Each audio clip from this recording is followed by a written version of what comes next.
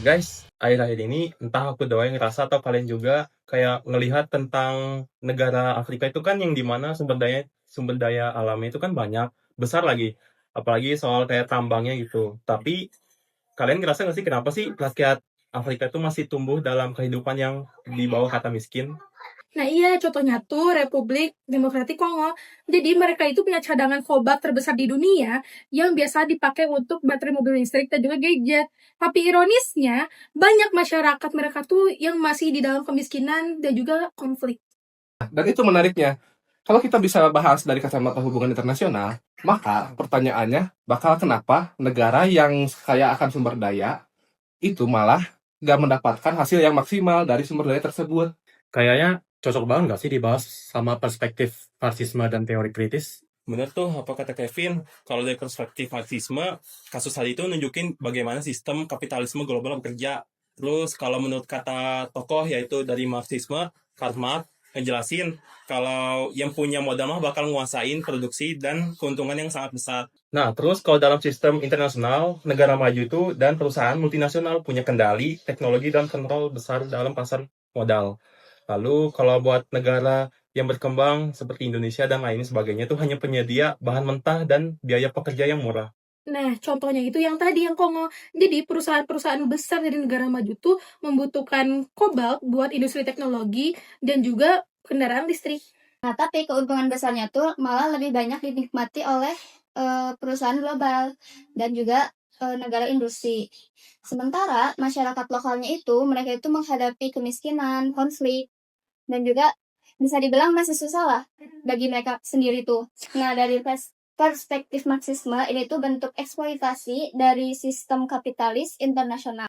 Tapi ya teman-teman, kalau diperdalamin lagi, negara berkembang itu bergantung kepada negara maju karena memang sistem politik ekonomi internasional itu memang sudah dibentuk seperti itu, kayak menurut teori dependensi menurut Frank. Contohnya kayak negara Kongo tadi, mereka itu ekspor bahan mentah sama mengelola, tapi keuntungannya itu untuk negara. Jadi kayak negara berkembang seperti Kongo itu sulit untuk maju karena keuntungannya itu masih sama negara. Kayak gitu. Nah, kalau dari kacamata teori kritis, kami itu setuju adanya eksploitasi ekonomi. Tapi masalahnya, ini tuh bukan cuma melulu soal uang. Nah, kami juga melihat adanya relasi kuasa yang membuat kondisi itu tuh terus dianggap normal. Dari kacamatanya Robert Cox, dia tuh pernah bilang kayak gini, kalau teori itu pasti gak akan pernah netral. Nah, di sini artinya aturan global, media internasional, bahkan standar pembangunan itu tuh sering dibuat oleh negara-negara yang atau kelompok yang punya power yang tinggi. Nah, benar tadi kata Dendra, aturan global media internasional sering dibentuk oleh negara atau kelompok yang punya kekuatan besar. Misalnya, dalam isu Palestina, banyak masyarakat dunia melihat ada ketimpangan kekuatan yang besar, tapi narasi di media internasional sering berbeda-beda tergantung kepentingan politik negara kuat. Ada pihak yang suaranya itu lebih dominan dalam membentuk opini global. Nah, teori kritis melihat bahwa kekuatan ataupun kekuasaan itu nggak cuman lewat militer saja atau ekonomi saja. Nah, tetapi juga lewat media dan cara membentuk opini masyarakat. Kalau dikaitkan lagi, sebenarnya pemikiran Antonio Gramsci juga relevan banget. Gramsci ngomong soal hegemoni, yaitu ketika kondisi suatu kelompok yang dominan menguasai suatu negara bukan hanya lewat paksaan, tetapi juga melalui persetujuan sosial. Jadi masyarakat-masyarakat itu dibuat seolah percaya kalau sistem yang ada sekarang itu sudah normal dan yang paling benar. Contohnya, banyak negara berkembang yang menganggap kalau standar barat adalah suatu simbol kemajuan. Padahal itu juga belum tentu sesuai dengan kondisi sosial mereka sendiri. Ini yang bikin dominasi global kadang nggak terasa kayak seperti penindasan gitu.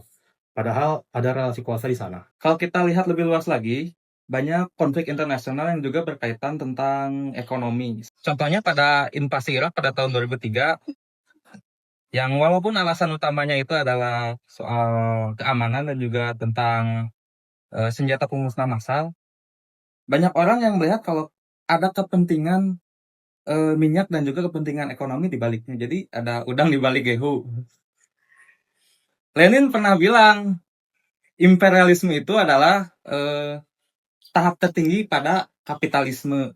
Jadi negara besar seringkali memperluas pengaruhnya demi menjaga kepentingannya di kawasan. Dan dari perspektif teori kritis, perang juga sering dibentuk nih oleh narasi masyarakat dunia itu tuh sering diarahkan buat melihat satu negara itu sebagai ancaman. Nah, sehingga intervensi militer dianggap oleh publik itu wajar. Jadi, opini publik internasional juga berpengaruh oleh pihak yang punya kekuatan di media politik. Berarti Marxisme itu sama dong kayak teori kritis yang mana masih melihat dunia ini penuh dengan ketimpangan. Nah, ya Marxis lebih fokus ke ekonomi dan juga kapitalisme. Tetapi teori kritis lebih luas cangkupannya karena tidak hanya membahas tentang media, tetapi juga budaya, ideologi, dan juga relasi kuasa. Tapi menurut aku dua teori ini tuh saling melengkapi sih, karena kita tuh jadi sadar kalau ketimpangan global itu bukan cuma soal perang atau politik antar negara doang, tapi juga soal siapa yang menguasai ekonomi dan siapa yang menguasai narasi. Jadi kesimpulannya itu, baik Marxisme atau teori kritis itu ngajarin kita untuk berpikir kritis dalam melihat sistem internasional ini. Terus juga di balik globalisasi dan juga kerjasama dunia, ternyata masih ada relasi kekuasaan yang membuat sebagian pihak itu lebih diuntungkan daripada pihak lain gitu. Nah, ini tuh penting banget bagi dunia hubungan internasional karena bisa lebih melihat dari sisi kemanusiaannya dan adil.